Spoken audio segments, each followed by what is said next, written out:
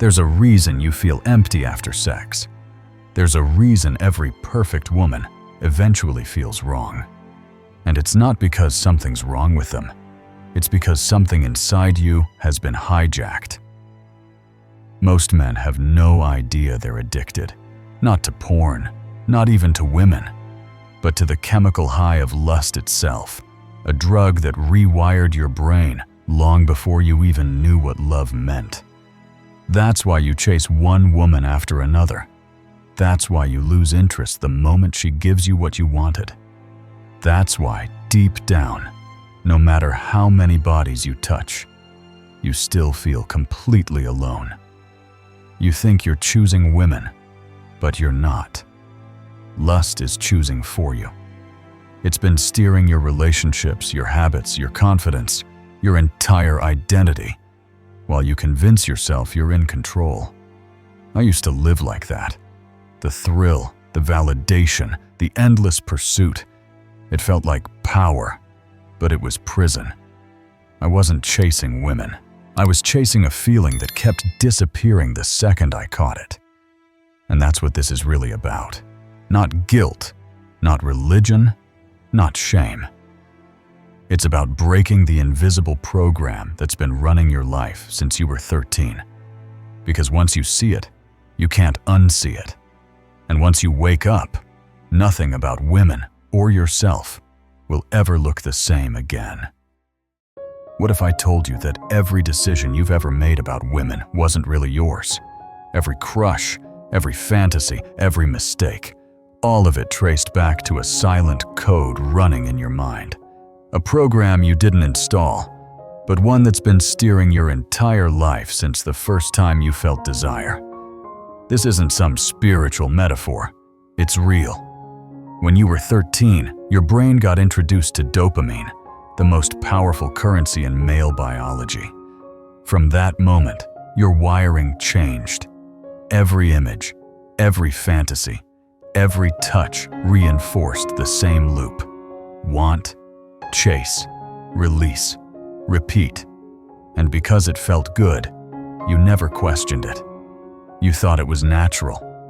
But over time, that program stopped being pleasure and became control. Lust doesn't whisper. It commands. It tells you which woman to notice and which to ignore. It decides when you feel confident and when you feel worthless. It rewards you with a rush when you win and punishes you with emptiness when you don't. It's not attraction, it's conditioning.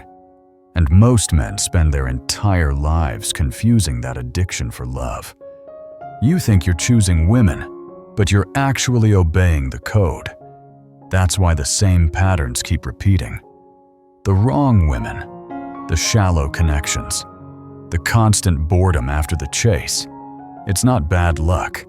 It's the program doing its job, keeping you hooked, distracted, and dependent. And it's not just about sex. Lust rewires your ambition, your confidence, your goals. It becomes the lens through which you see everything: success, status, even self-worth. The car you buy, the gym you join, the way you talk, all shaped by an invisible question: will this make women want me more? You start living as a performance instead of a person. I know that world. I lived it. I mistook attention for intimacy and pleasure for power. I thought I was free because I could get women. But I wasn't free. I was owned. Every choice I made was just a reaction to lust pulling the strings. I didn't love women. I used them to validate a version of myself I didn't even like. That's what this hidden program does. It kills your ability to connect while convincing you you're winning. It rewards the hunt, but never the peace that comes after. It gives you dopamine highs, but takes away meaning. And the longer you run on that loop, the more numb you become to love, to empathy, to purpose. Until one day, you wake up and realize you can't feel anything real anymore. You're surrounded by women, validation, options. yet you're empty.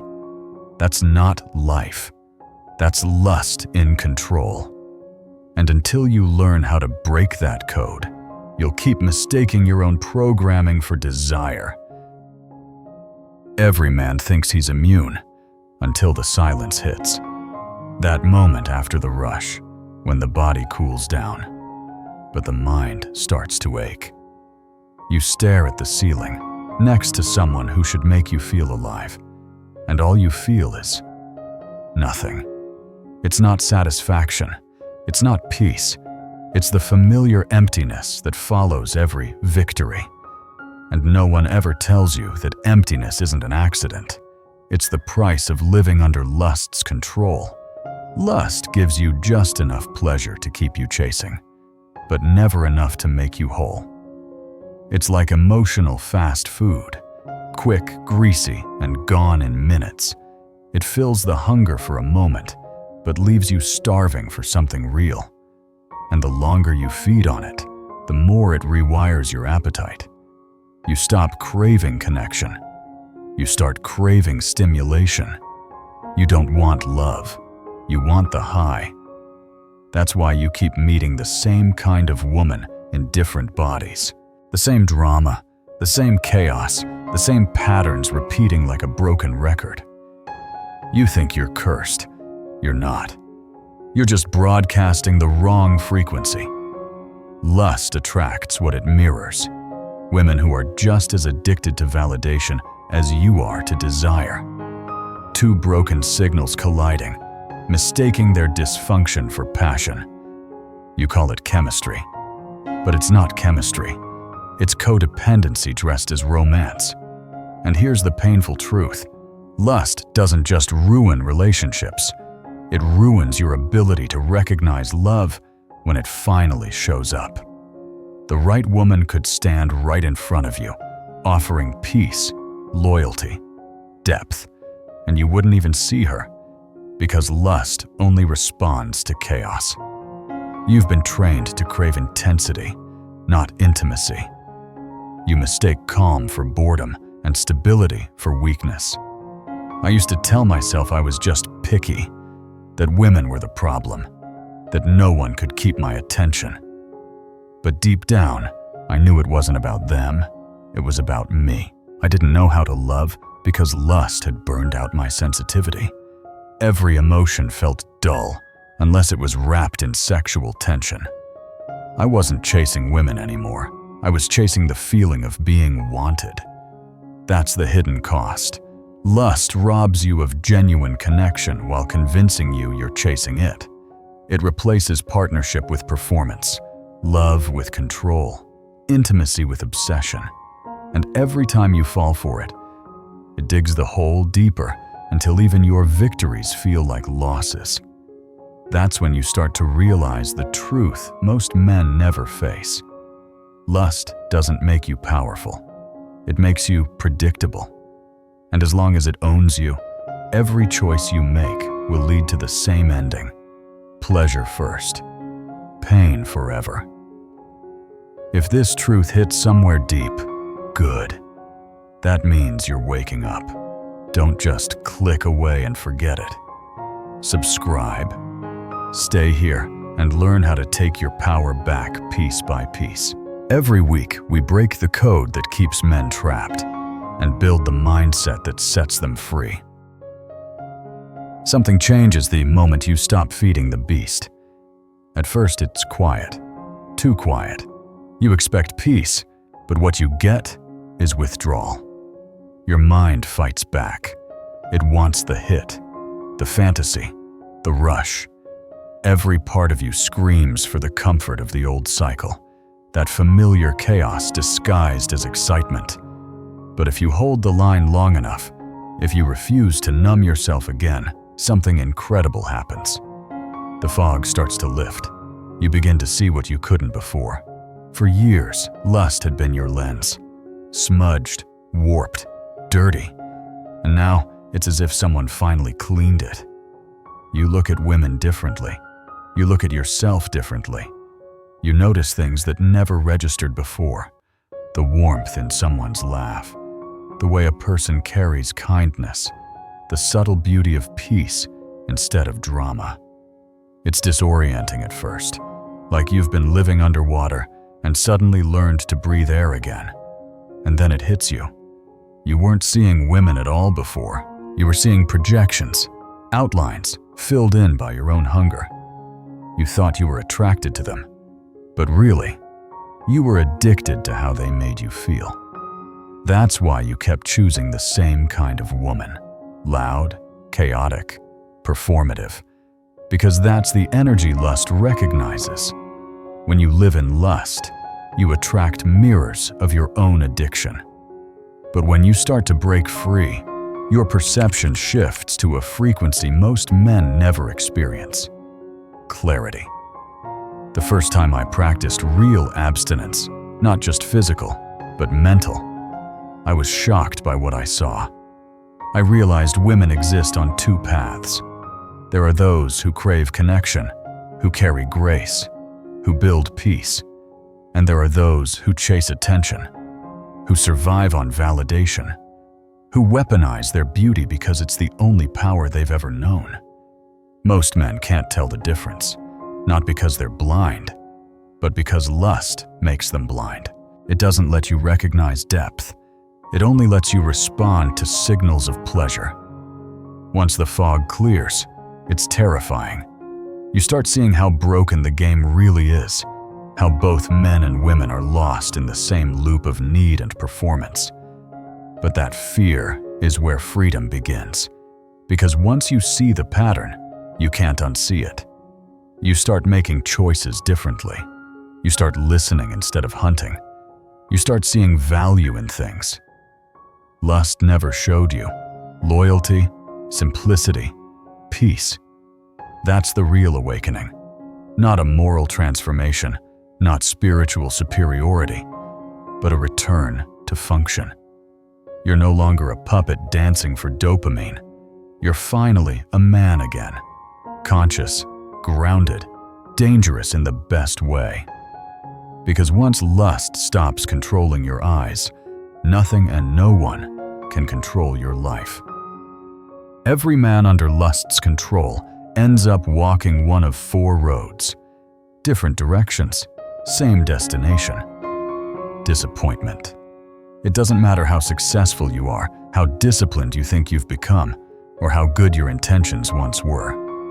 If lust is in the driver's seat, every road leads to loss. The first road looks exciting. It's the road of infidelity. It starts with curiosity, a glance, a message you tell yourself is harmless. You convince yourself you'd never cross the line, until you do. And once you do, it's not passion that drives you, it's hunger. Lust doesn't care about rings, vows, or families. It only cares about novelty. The same force that made you chase her will make you chase someone else later. It never ends. You don't cheat because you stopped loving your partner. You cheat because lust never lets you love in the first place. The second road is quieter, but just as destructive. Boredom. You stay faithful, but you're dead inside. The woman beside you becomes a stranger you once desired. The spark fades, and you mistake that for her fault. You scroll at night, fantasize during the day, and wonder why she doesn't excite you anymore. The truth? You trained your brain to crave stimulation, not connection. Lust made you incapable of peace, so stillness now feels like death. Then there's the third road, dependence. You stay together out of habit, fear, or guilt. You share everything except attraction. The passion that once blinded you has turned into resentment. You fight over nothing because your frustration has nowhere else to go. You tell yourself it's loyalty, but deep down, you know it's emotional paralysis. You're not partners, you're prisoners sharing the same cell. And finally, the fourth road, the muse. This is the most seductive trap because it feels like art. She inspires you, challenges you, drives you crazy. The intensity is electric. and you confuse that chaos for love. You write songs about her, change your life for her, lose your mind over her. But like fire, it burns fast and bright and leaves ashes when it's gone. You chase women who make you feel alive, but what you're really chasing is the adrenaline of instability. And when it ends, you call it heartbreak. But it was never love. It was withdrawal. I've walked every one of these roads. I told myself I was exploring, learning, living, but I was just lost in the maze of my own addiction. That's what lust does. It creates motion without direction. You feel like you're going somewhere, but you're just circling the same hell. Until you stop feeding it, every relationship you touch will end the same way. Excitement first, emptiness after. That's the guarantee lust gives every man. It promises heaven and delivers hell. And the longer you follow it, the more pieces of yourself you'll leave behind on those roads. There's a moment in every man's life when the illusion finally cracks. You're with a woman who should check every box: beauty, intelligence, loyalty, yet something inside you feels cold. You tell yourself you should be happy, but deep down, you know something's missing. That's when it hits you. Lust has nothing to do with love. It never did. Lust is a thief. It steals your attention, your time, your energy, and then convinces you it's a reward. It feels like life, but it's really consumption. Lust is about taking, about feeding an inner emptiness that never gets full. Every time you give in, it gives you pleasure, but takes away a little more of your capacity to feel. Over time, you stop recognizing love even when it stands right in front of you. Love, real love, isn't about taking. It's about giving. It's the complete opposite orientation. Lust says, "What can I get from this person?" Love asks, "What can I give to them?" Lust thrives on possession, but thrives on contribution. Lust is temporary hunger. Love is steady presence. One consumes, the other builds. One ends in emptiness, the other grows into peace. I remember the night I finally understood it. I was with this woman, breathtakingly beautiful, the kind of woman men brag about. We were lying there, and she started opening up about something painful from her childhood. I should have been listening. I should have been present, but I wasn't. I was thinking about the next position I wanted to try.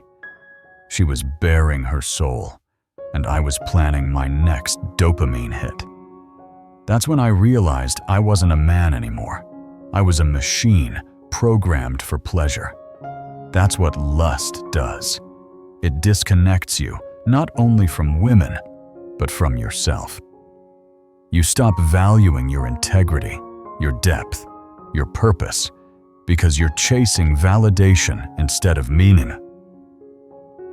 Your self-worth becomes measured by how many women want you, how many numbers you can collect, how much attention you can pull. You're not living, you're performing. And the cruel irony? Lust promises freedom, but delivers slavery. It makes you believe you're powerful because you can attract women, but the truth is you're powerless to your own urges. You think you're the hunter, but you're the prey, trapped by the same craving that keeps you chasing ghosts. Real love doesn't dull your edge. It sharpens it.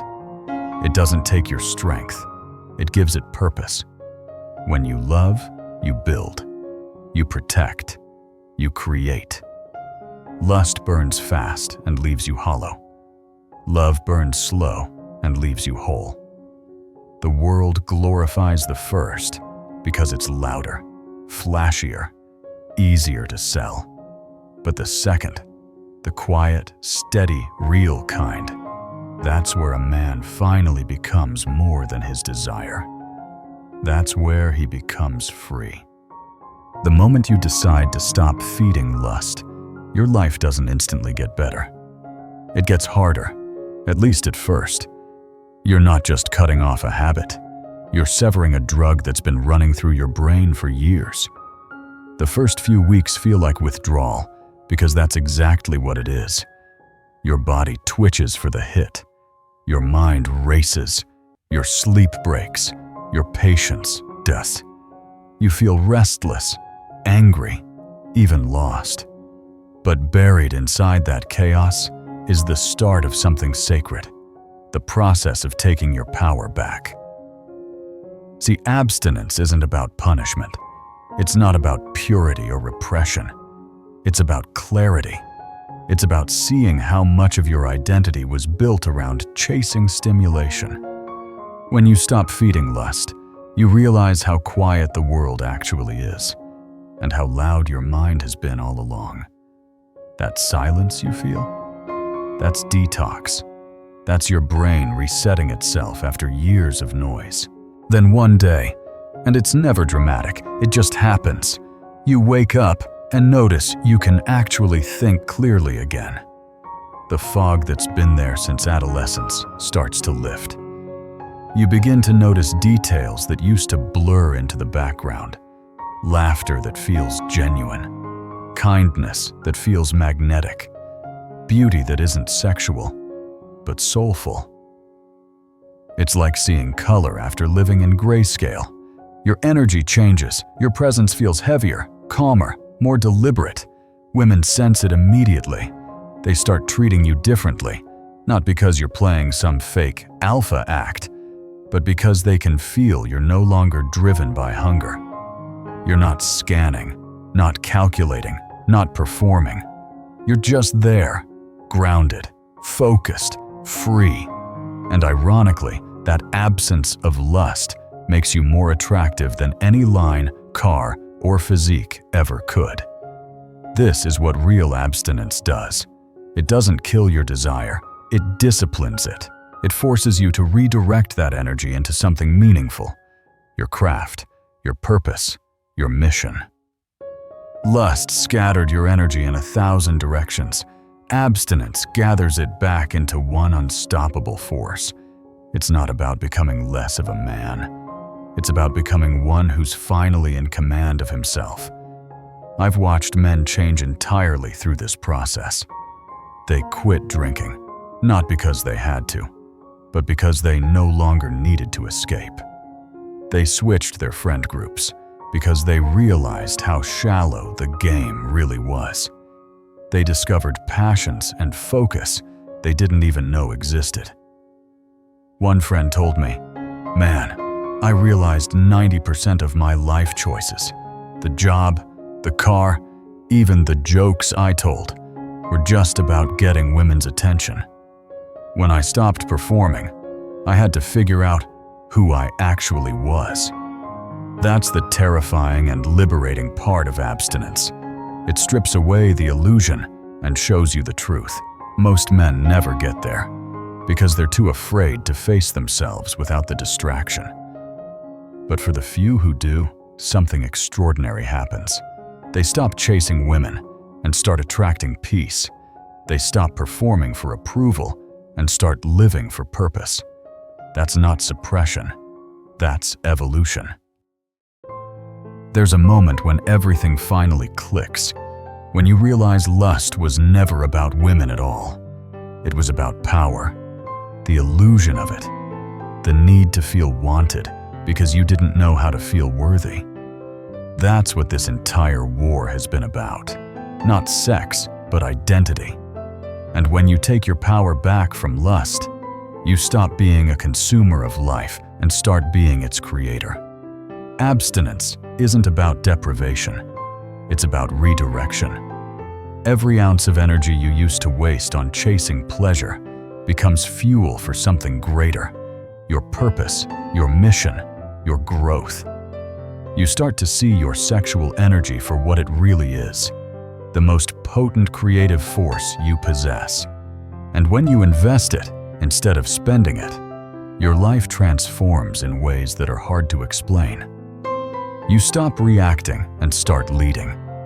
You stop chasing validation and start demanding respect. You stop needing attention because your presence becomes its own statement. Women can sense it. They feel safe around you, not because you're pretending to be good, but because you're not ruled by the same hunger that controls most men. You don't look at them like trophies or dopamine triggers. You see them as human. And paradoxically, that's when they become most drawn to you. This is what true freedom feels like. It's not about avoiding desire. It's about mastering it. Most men will never know this feeling. They'll spend their entire lives trapped in the same loop, scrolling, fantasizing, chasing, regretting, confusing stimulation for fulfillment, and calling it happiness. But a few will wake up. A few will realize that lust isn't something you escape once. It's something you learn to manage every single day. Because the beast never disappears. You just stop feeding it. And here's the truth every man needs to hear. You don't need to kill your desire to become powerful. You just need to own it, channel it, guard it. When you control where that energy goes, your life stops being a series of random impulses and becomes a deliberate creation. That's when you become dangerous, not to others, but to the chaos inside you. Every man faces the same crossroads. One path is easy. Keep chasing, keep numbing, keep losing yourself piece by piece. The other path is brutal. Discipline, abstinence, control. But it leads to something no instant pleasure can give you. Clarity, purpose, peace. I'm not saying it's easy. You'll fail. You'll relapse. You'll question why you're even trying. But each time you get up, you take back another piece of yourself. And one day, you'll look in the mirror and realize the truth. You're no longer the slave. You're the master. That's the real prize. Not purity, not moral superiority. Freedom. The kind of freedom most men will never taste because they're too busy chasing pleasure to find their power.